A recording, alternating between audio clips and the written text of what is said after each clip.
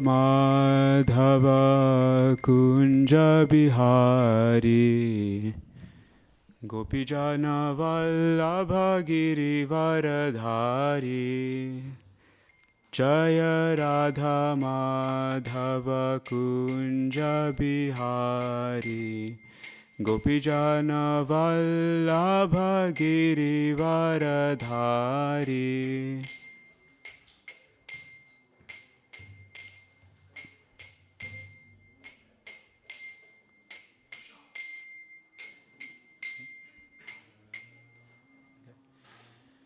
Jaya Radha Madhava Jaya Kunja Bihari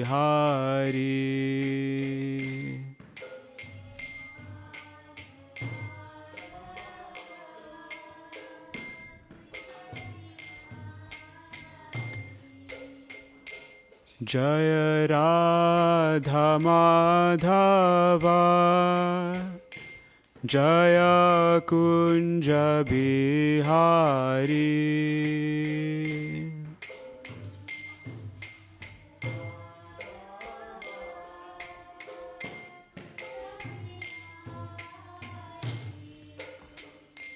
Jaya Gopijana Vallabha Jaya Girivaradhari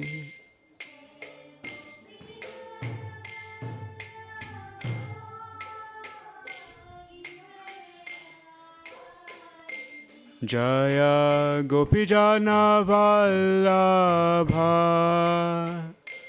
Jaya Girivaradhari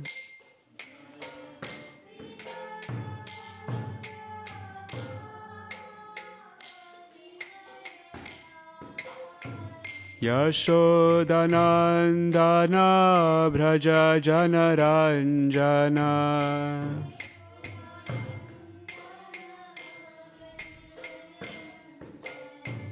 Yashodanandana Bhraja Janaranjana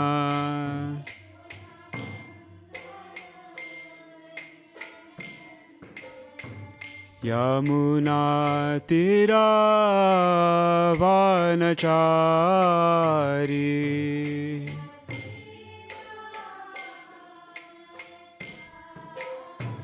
Jamuna Tira Vanachari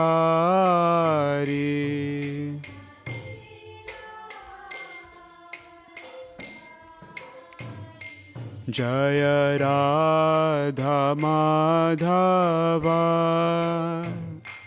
Jaya Kunja Bihari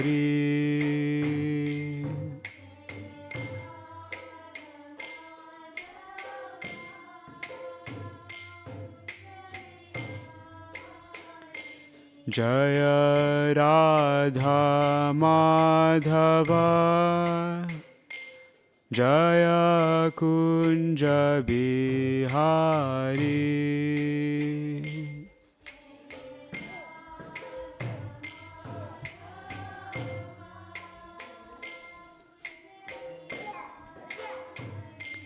Hare Krishna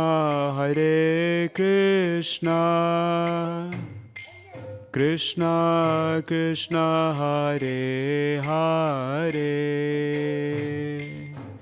Hare Rama Rama Rama Hare Hare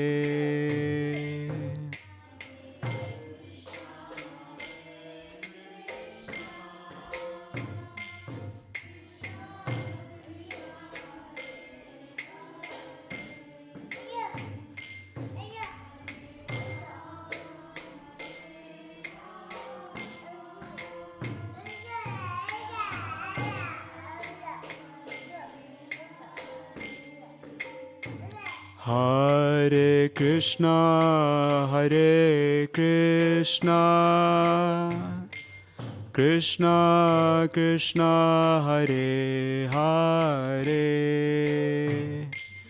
Hare Rama, Hare Rama, Rama Rama, Hare Hare.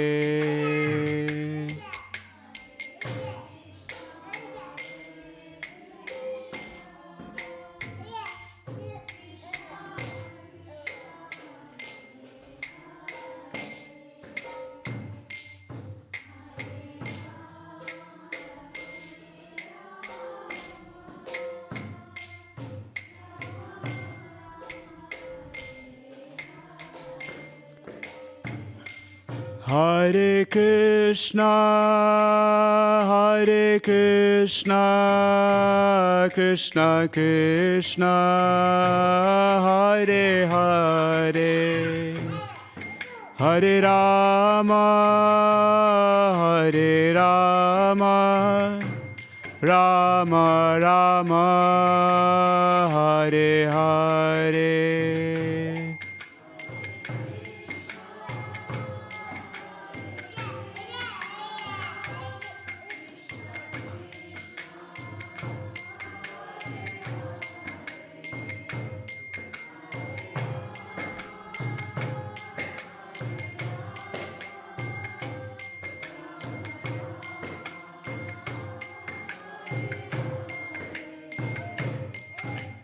Hare Krishna, Krishna Krishna, Hare Hare, Hare Ram, Ram Rama, Hare Hare.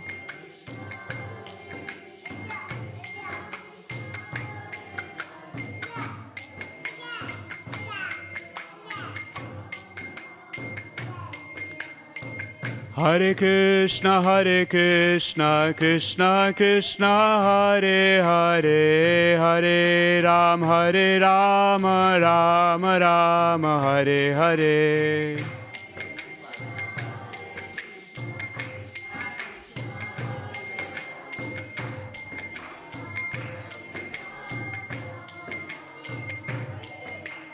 Hare Krishna, Krishna Krishna, Hare Hare, Hare Ram, Ram Rama, Hare Hare.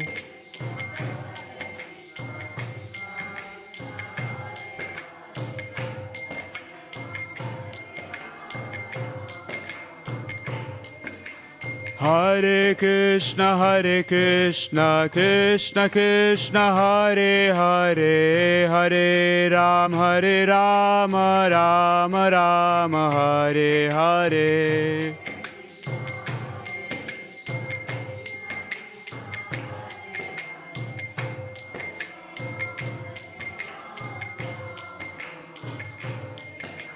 Hare Krishna, Krishna Krishna, Hare Hare, Hare Ram, Ram Rama, Hare Hare.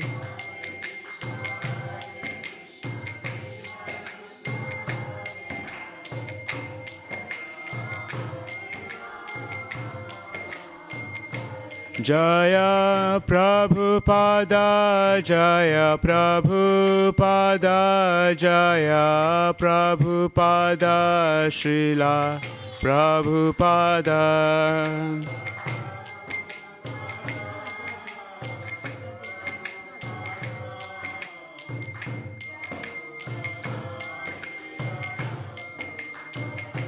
Nitai Gaura Haribol,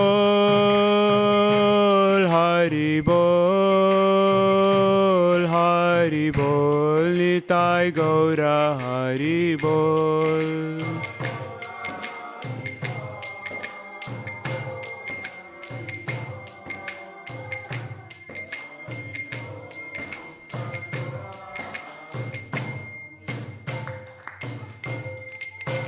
Shri Shri Radha Gokulananda ki, Sitaram Lakshman Hanuman Shri Gaur Nitai ki, Jagat Guru Srila Prabhupada ki, Jai Hare Krishna. So today we are reading from Bhagavad Gita, chapter 1, verse 43. Chapter 1 is entitled Observing the Armies of the Battlefield of Kurukshetra.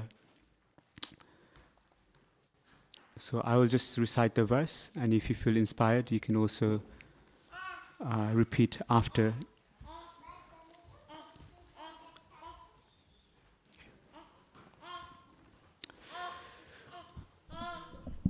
Utsana kula dharmanam. So I'll just say some prayers before we start. Om Jnanatimirandasya Jnananjana Shalakaya Chakshurunmilitam Yena Tasmai Shri Guruve Namaha Shri Chaitanya Manobhistam Stapitam Yena Bhutale Swayam Rupam Kadam Dadati Swapadantikam Vandeham Shri Guru Shri Yuta Padakamalam Shri Gurun Vaishnavamscha Shri Rupam Sagrajatam Sahagana Ragunatam Vitam Tam Sajivam Sadvaitam Savadutam Parijana Sahitam Krishna Chaitanya Devam Shri Radha Krishna Padan Sahagana Lalita Shri Vishakan Vitamscha He Krishna Karuna Sindhu Dina Bandhu Jagatpate Gopesha Gopika Kanta Radha Kanta Namostute Tapta Kanchana Gaurangi Radhe Vrindavaneshwari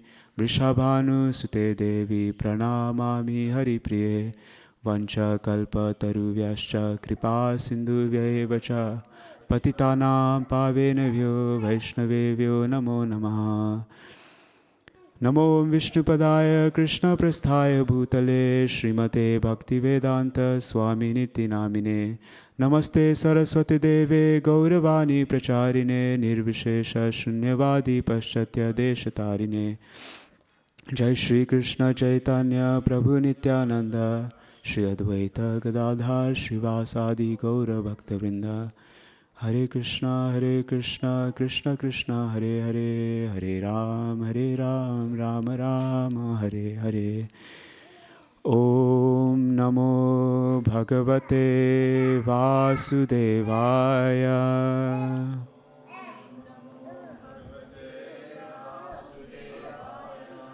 Om Namo Bhagavate Vasudevaya.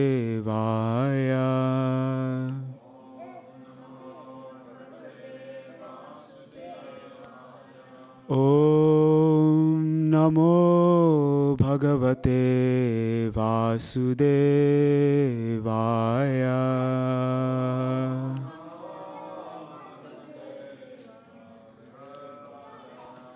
Hare Krishna. Utsana kula dharmanam manushyanam janardana narake niyatam vaso bhavatityanushruma Utsana kula dharmanam Manushyanam janardana Narake niyatam vaso Bhavatityanushrama. Anyone would like to repeat? Utsana kula dharmanam Manushyanam janardana Narake niyatam vaso Bhavatityanushrama. Utsana kula dharmanam Manushyanam janardana Narake niyatam vaso Bhavatityanushrama. Any ladies would like to try? Okay, no worries. Utsana, spoiled. Kula dharmanam, of those who have the family traditions. Manushyanam, of such men. Janardana, O Krishna, Narake, in hell, Niyatam, always, Vasaha, residence, Bhavati, it so becomes. Iti, thus, Anushushuma, I have heard by disciplic succession. Translation and purport by His Divine Grace A.C. Bhaktivedanta Swami Srila Prabhupada. Srila Prabhupada ki. O Krishna, maintainer of the people, I have heard by disciplic succession that those whose family traditions are destroyed dwell always in hell. Arjuna bases his argument not on his own personal experience, but on what he has heard from the authorities. That is the way of receiving real knowledge. One cannot reach the real point of factual knowledge without being helped by the right person who is already established in that knowledge. There is a system in the Varnashram institution by which, before death, one has to undergo the process of atonement for his sinful activities. One who is always engaged in sinful activities must utilize the process of atonement called prayaschita. Without doing so, one surely will be transferred to hellish planets to undergo miserable lives as a result of sinful activities. Hare Krishna. Just to give a bit of a context. So, this is the beginning of... So, Bhagavad Gita is one chapter of a larger epic called the Mahabharata. So Mahabharata is a war that took place some 5,000 years ago in a place called Kurukshetra. And it said that something like 630 million people were involved in that war. 600 million, around 600 million people. And this was a huge war that took place between two families. One family is a fratricidal war between cousins and some brothers. Like that. So there was many attempts to avoid the war from happening. And they tried everything to avoid the war, but one of the cousin brothers, they really crossed the line of committing atrocious acts of against all morality and religion, and like that. So they had tried to kill the Pandava brothers many times by burning the house with fire. Many assassination attempts, so that the Duryodhan, he would be able to get the kingdom, like that. So. And eventually, the Pandavas, they tolerated so much atrocities as devotees would. Devotees are very tolerant, more tolerant than a tree. And so they tolerated all this atrocity. But there was one incident which really created a tipping point, in which the wife, Draupadi, she was disrobed in front of an assembly. Attempted to be disrobed, but then Krishna saves her. So this was the final straw that really they couldn't tolerate, and war was inevitable. And they had tried everything before that, even sent Krishna as a peace messenger. And even Krishna himself, the Dhritarashtra's party, wouldn't even listen, like that. So they were so caught up in this idea of gaining control and power for their own sense gratification, for their own pleasure, that they couldn't even listen to the Supreme Spirit, Krishna, who resides in everyone's heart as a super soul. So then the battle begins in Kurukshetra, and the two parties are lined up, on either side, like that. And Arjuna asks, just before the battle begins, he asks, so Krishna is his chariot driver at this point. because So Krishna is his chariot driver, and Arjuna asked Krishna to take him to the middles to see that who he is fighting against, like that. So he takes time to analyze what's happening, who's he fighting against, even though he already knows, because it's not like you just enter a battle blindly, a huge battle. So he already knows, but he still wants to see. And during that observation, he starts to analyze things so much that he gets analysis paralysis, they say. They analyze so much, So he starts to overthink his decision into fighting. Why am I fighting? Why am I doing this? Is there any good that actually comes out of this fighting at the end of... So he started having doubts, basically. Why am I doing what I'm doing, Even though he had made like a vow with his brothers like that before, but he still took time out just before a battle to rethink, to recalibrate. Am I doing the right thing? So like that, many, many times in our life, we may also be presented to certain circumstances, and we should also always recalibrate ourselves, our mindset. Why am I doing what I'm doing? Because isn't it like many times in the world, many people have midlife crisis, like they do something in the world so much, and the whole life they've been doing something, and they realize, oh my God, what am I actually? Am I living a fake life? Like that. So he has this,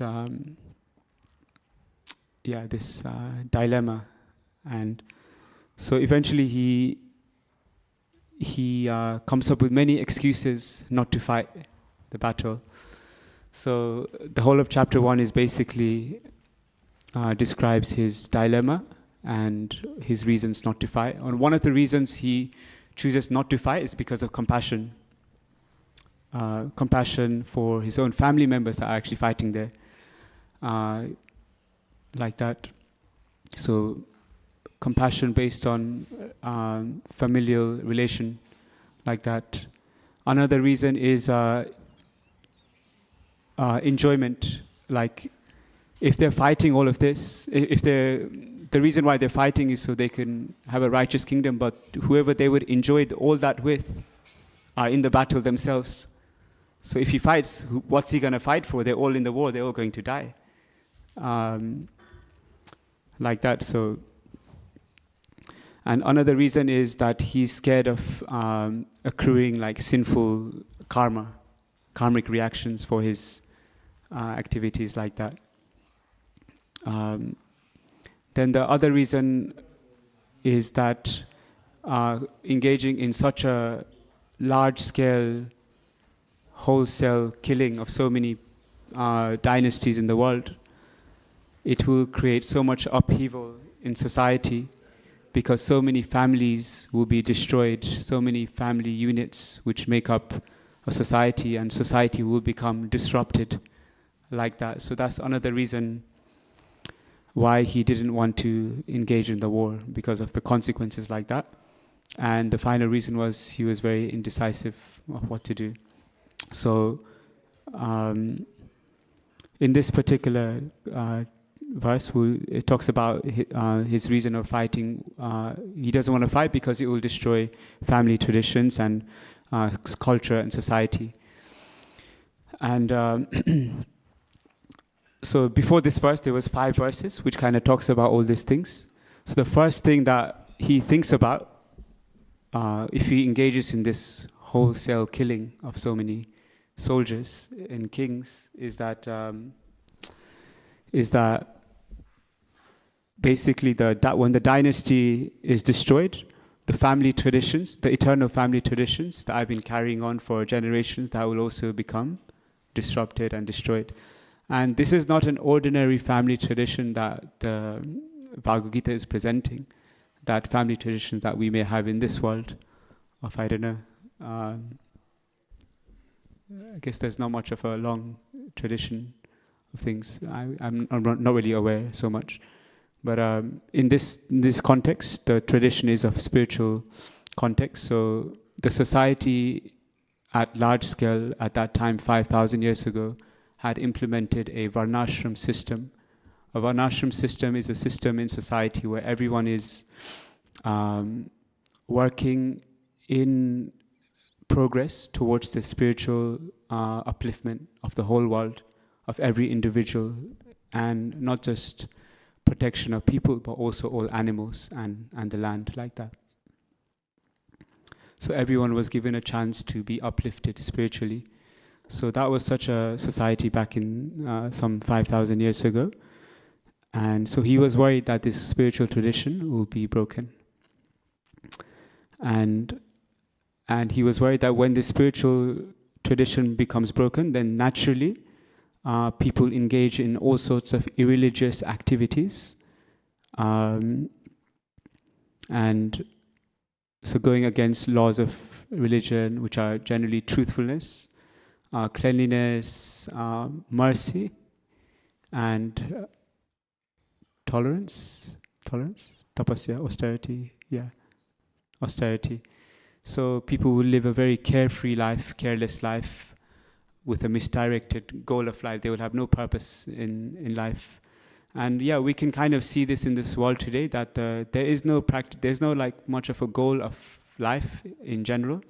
Like the only goal of life people have is sense enjoyment, that you only live once, so you better enjoy as much as you can. Try to stimulate the senses and all of that as much as you can, because there's no higher understanding about the goal of life, like that. And it is said that when there's irreligion in family, when there's carelessness, it's said, the next verse explains how the women of the family become polluted. So this is interesting. And he talks about degradation of womanhood. And so because the elders are no longer there to guide society, naturally the children who need upbringing and women who need shelter, and because the men are also irreligious, naturally there's a lot of carefree mixing, and as a consequence of that, there's no such guidance on like relationships and I guess like compatibility in people as well. So there's a relationship is a big, there's so many books about it nowadays, like how to find the perfect partner and things like that. So back in the days as well, there used to be all this science of how to match people like that so they can be benefit each other. So because of that, there's a lot of carefree mixing, and people are not actually compatible, and they're creating progeny which are even more confused and bewildered into what their goal of life is. So they are not able to understand their purpose of life on a spiritual level, as well as on a psychophysical level, like our nature. What am I supposed to be? What am I supposed to do in life? Like that. So there's a lot of lack of guidance due to elders and like wise people, becoming not giving so much of that knowledge and advice. And as a result of unwanted population, there's a lot of problems that come in society. And it's said that generally when the ancestors pass away, a lot of rituals are also performed so that they, even after death, they carry on performing rituals to carry on praying for them, essentially, to give them blessings, to carry on forward in their spiritual journey, like that. So all that is stopped, and naturally these ancestors may also fall down into different unwanted circumstances in life. So there's a lot of power in prayer and blessings like that, so that can actually uplift people so much. And so, then it goes on to explain how when family traditions are destroyed, there's also lack of higher goals of life, ideas for spiritual advancement, society, prosperity. All these things are also downgraded a lot because culture. I said that culture culture, whatever culture we have in society, comes from, is dependent on our values, right? So dependent on our values, we set up a culture around that. And the values we have is dependent on our philosophy of life, our perception of life. So nowadays what's happening in the world is, especially in India and Nepal, for example, where this culture was being, and also lots of parts in the world, this was being followed, spiritual culture. Spiritual culture was practiced thousands of years ago, but that's just become somewhat of a cultural thing without any substance to it, right? If you ask people what's the message of the Gita, many people don't know, like that. So it's just become a culture without, maybe some values are there, but the value isn't rooted in any deep philosophy of life. There's no real understanding of the goal of life. And so it's a blind following in that sense. So when all these things are destroyed, the philosophy of life are destroyed, so the culture is also becoming, if the philosophy of life is to just enjoy as much as you can, then the culture will also be set up around that. How many shops do you see on the high street that are actually beneficial for our spiritual life, right? Yeah, maybe there are some bookshops, but even the bookshops, the books they have are like all to reinforce our ego, to like that. To it just reinforces our false sense of identity, that we're the body, that it's all about the body, and there's like body shops and like that. There's maybe it goes up to the level of the mind. Maybe there's some mental nourishment there, but deeper than that, there's no like deeper nourishment for the soul. If generally like all around,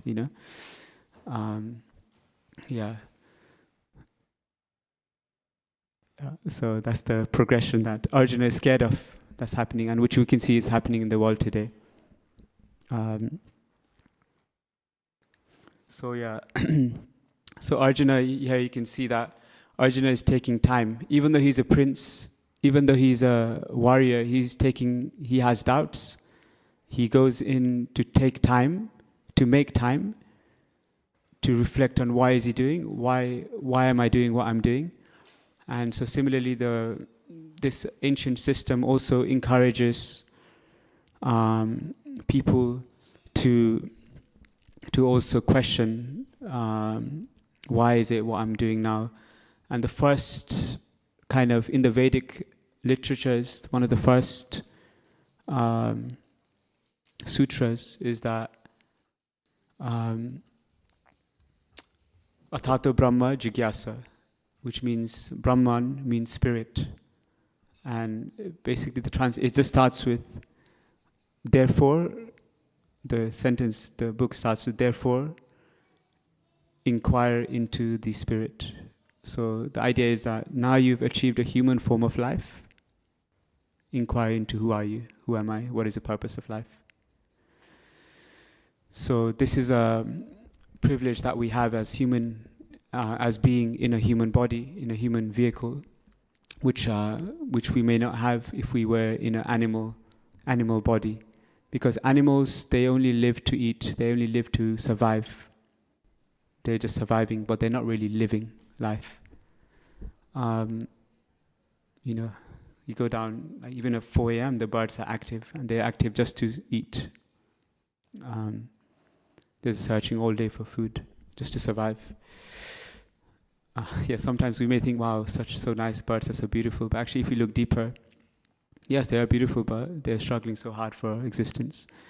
So fortunately, in human civilization, we have this privilege to go beyond survival and live a life that's extraordinary. So we can inquire into who am I really, why am I doing what I'm doing, where am I going with my life, and make some good decisions like that. And think about the bigger picture of life. So, so the idea is that we're not the body. Animals, they have a body, but they're not the body, we're the soul. Animals, they eat, we eat, they sleep, we sleep, they mate, humans also mate, and animals defend, and humans also defend. But the way it's done is just different. So animals eat just raw, like whatever they find, but humans eat on a polished, on a table, for example, with knives and forks, like that. And animals just sleep on a tree, or birds sleep on trees and in the ground, I don't know, like that. But humans sleep on a bed.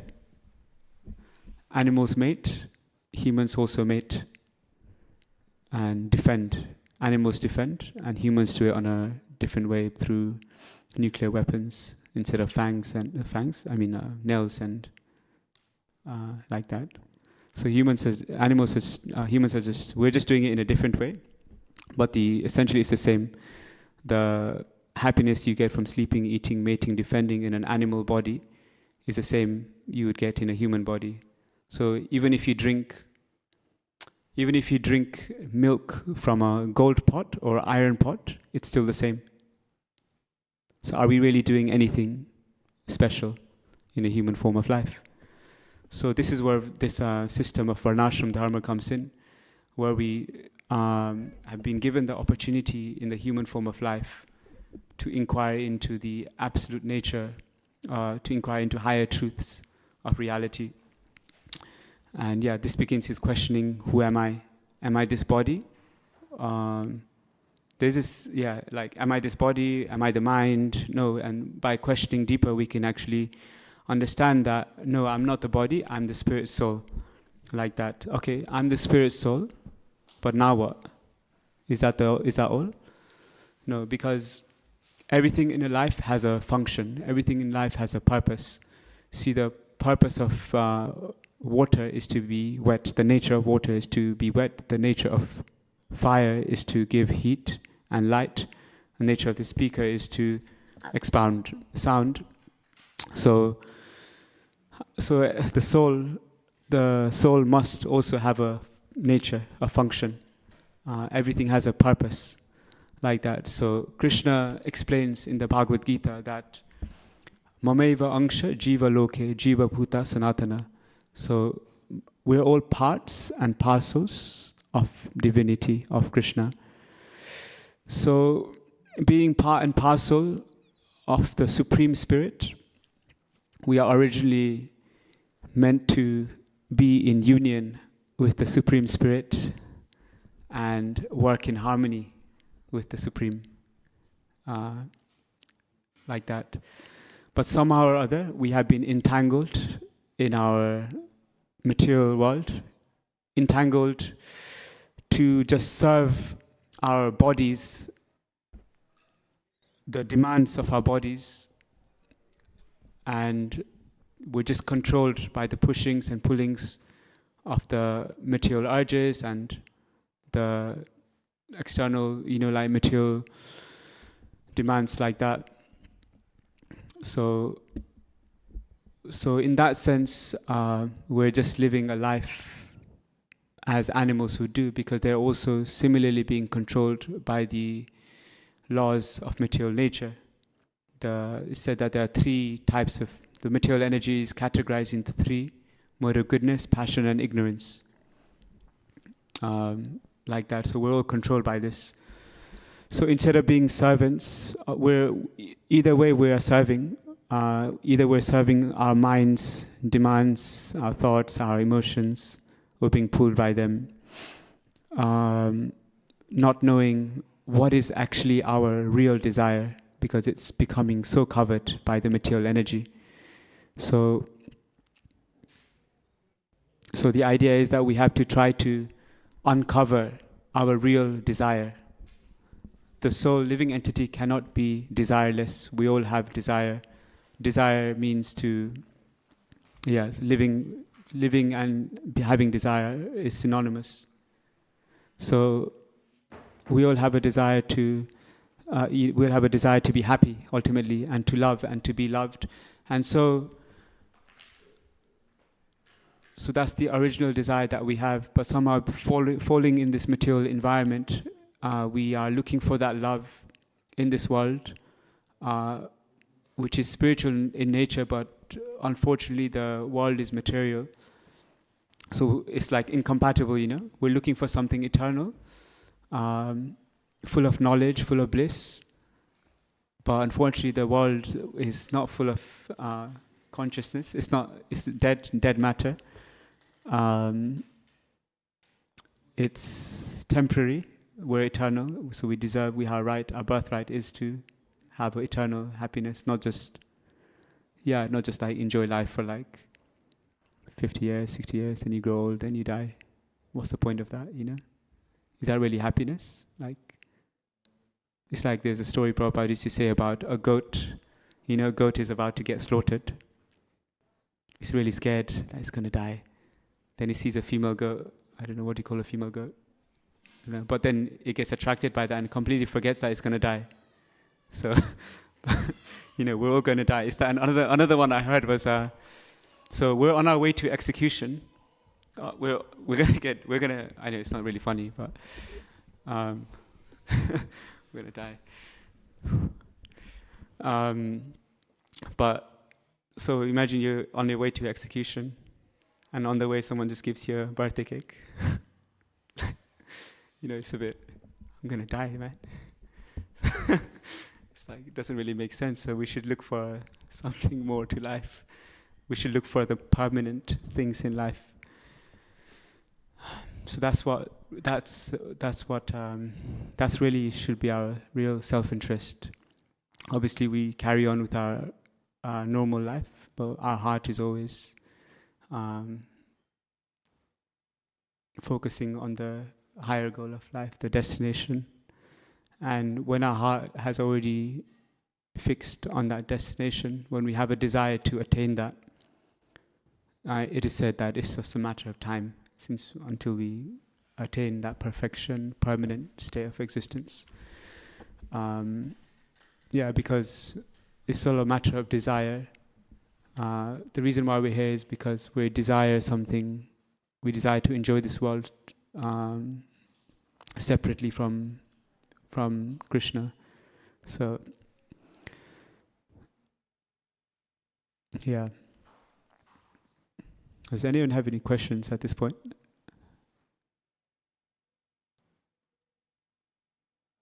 Yeah. You mentioned your family traditions might aid your ancestors' spiritual path. Mm. If you were born into a family without traditions. And you mentioned that might cause them to fall as well. Yeah. Are you able to uplift your ancestors?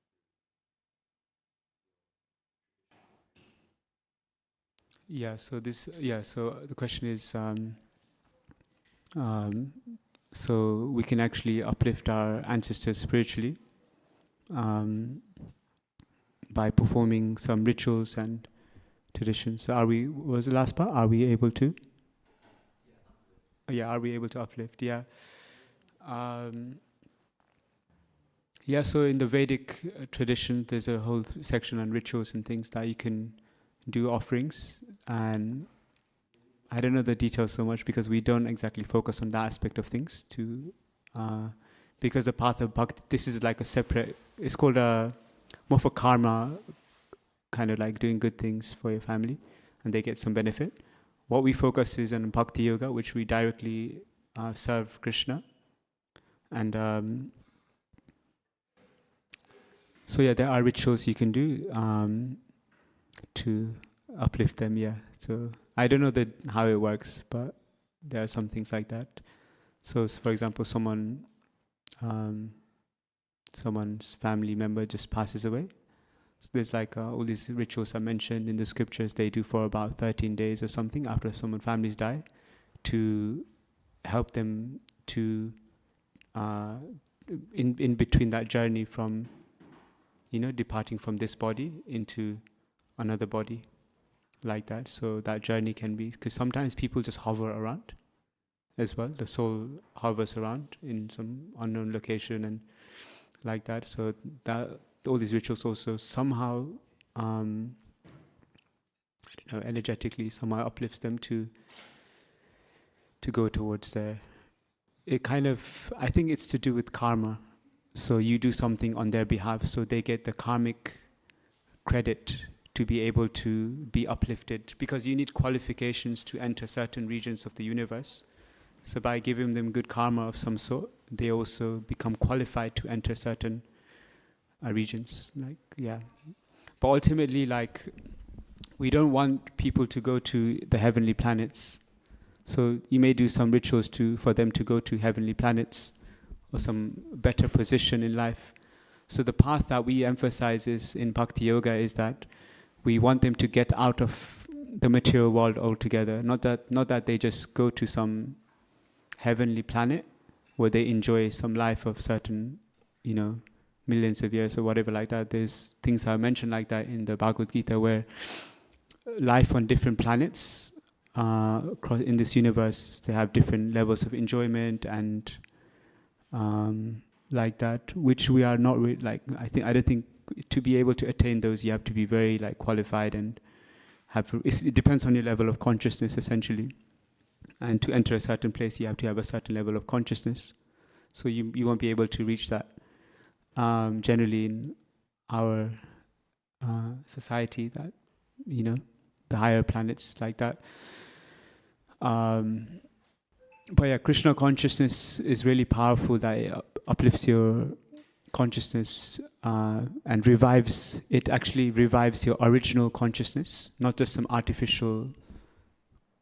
So our consciousness can be covered by motor goodness, passion, and ignorance. These are material energies. So to the degree we're covered, and whatever energy we're covered by most, that's what we will attract in our next birth, like that. So if you're really living in the motor goodness, that means we'll be transcended to a level of a place where there is motor goodness, which is in the higher heavenly regions.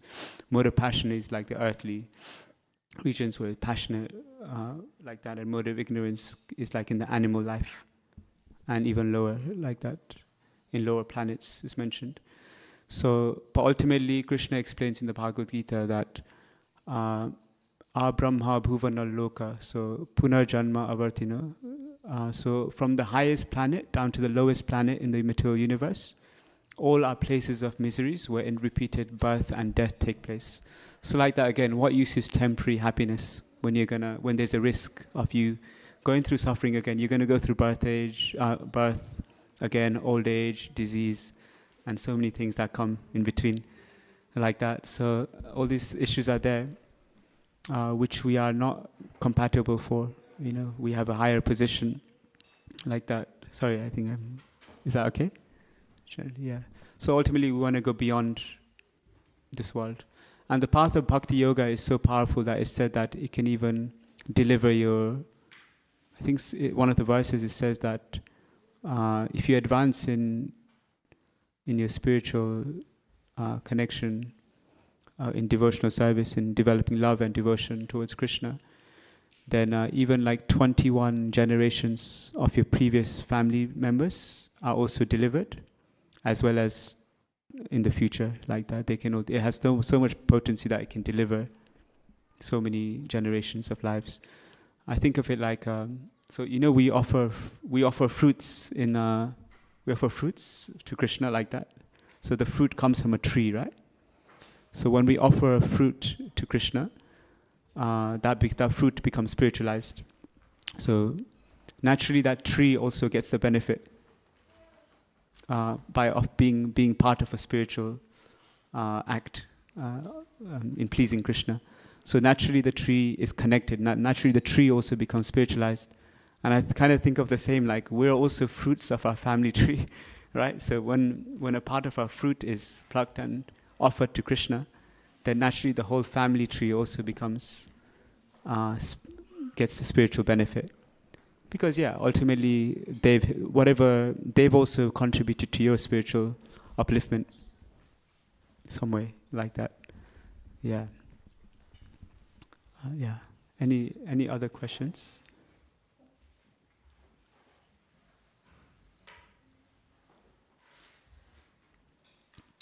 So yeah, thank you so much. So now we'll have a Gora Arti. Yeah, thank you so much. Oh yeah, and yeah, there are many opportunities here, like to learn. So every Sunday we have a Sunday love feast, which you can take part in. To learn, we have entertainment, dramas, performances, group activities, and we have lots of opportunities to kind of yeah, learn more like that. So thank you so much.